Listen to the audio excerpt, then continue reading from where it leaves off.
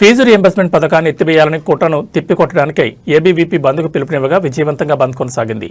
ABVP Husnabad నగర కార్యదర్శి బత్తుల రాజు అఖిల భారతీయ విద్యార్థి పరిషత్ రాష్ట్ర శాఖ పిలుపు మేరకు ఏబీవీపీ హుస్నాబాద్ శాఖ ఆధ్వర్యంలో కళాశాల బంద్లో భాగంగా స్థానిక ప్రభుత్వ జూనియర్ మోడల్ కళాశాలలో ప్రభుత్వ డిగ్రీ కళాశాలలో తరగతులు బహిష్కరించి బంద్ నిర్వహించారు.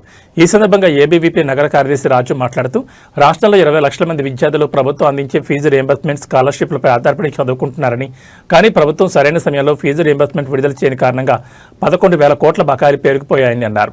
ప్రభుత్వ నిర్లక్ష్యం కారణంగా ప్రతి ఏటా 2 లక్షల మంది విద్యార్థులు డ్రాపౌట్ అవుతున్నారని, 4.5 మంది సర్టిఫికెట్స్ తీసుకోలేక ఇబ్బందులు గురవుతున్నారని అన్నారు.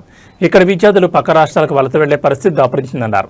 గతంలో ఉన్న ప్రభుత్వం ఫీజు రీయింబర్స్మెంట్ పథకాన్ని తుంగలో తొక్కుతూ పేద విద్యార్థులను ఉన్నత విద్యకు దూరం చేస్తుందని, మా ప్రభుత్వంలో బకాయిలు చెల్లించడంతో పాటుగా గ్రీన్ ఛానల్ ఏర్పాటు చేసి ప్రతి నెల ఫీజులు చెల్లిస్తామని చెప్పిన నేటి ముఖ్యమంత్రి తానే విద్యాశాఖ మంత్రిగా ఉన్నప్పటికీ ఇప్పటివరకు బకాయిలు విడుదల చేయకపోవడంతో ఈ విషయం కోర్టు మెట్లెక్కిందని అన్నారు.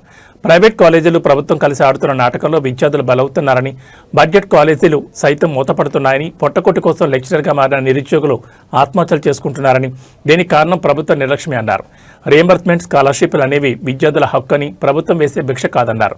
రీయింబర్స్మెంట్ కోసం అడిగితే విద్యార్థులపై ఉక్కుపాదం మోపుతున్నారని, నిరసన చేస్తే లాఠీ చార్జీలు చేస్తూ అక్రమ కేసులు బనాయిస్తున్నారని, కానీ తెలంగాణ విద్యార్థులకు ఇవి కొత్తమే కాదన్నారు. రేవంత్ రెడ్డి మాట తప్పారని, ఇచ్చిన హామీ నిలబెట్టుకోవాలని, ఇప్పటికైనా ప్రభుత్వం కళ్ళు తెరవాలని, లేకపోతే రాష్ట్ర వ్యాప్త ఉద్యమానికి అంకురార్పణ చేస్తామని, అన్ని కళాశాల ప్రాంగణాలు, విశ్వవిద్యాలయాలు మరోసారి ఉద్యమ వేదికలై కాంగ్రెస్ పార్టీకి మరణశాసనం రాస్తాయన్నారు. పేద విద్యార్థులను చదువులకు దూరం చేస్తూ రాక్షసానందం పొందుతున్న రాష్ట్ర ప్రభుత్వ నిర్లక్ష్య వైఖరి మార్చుకోకపోతే రాష్ట్ర వ్యాప్తంగా ఉద్యమ కార్యాచరణ చేపడతామని హెచ్చరించారు. ఈ కార్యక్రమంలో జిల్లా హాస్టల్స్ కన్వీనర్ రాజేష్, జిల్లా ఎస్ఎఫ్డి కన్వీనర్ చరణ్, నగర ఉపాధ్యక్షులు సంతోష్, అంజీ, నగర సంయుక్త కార్యదర్శి రంజిత్, మహిళా కన్వీనర్ శిరీష, మహిళా co convener Ashwini, mission Sahasi co convener Prasanna, Sharath Kumar, Shravan, Ram, Charan, Purnachandra తదితరులు పాల్గొన్నారు.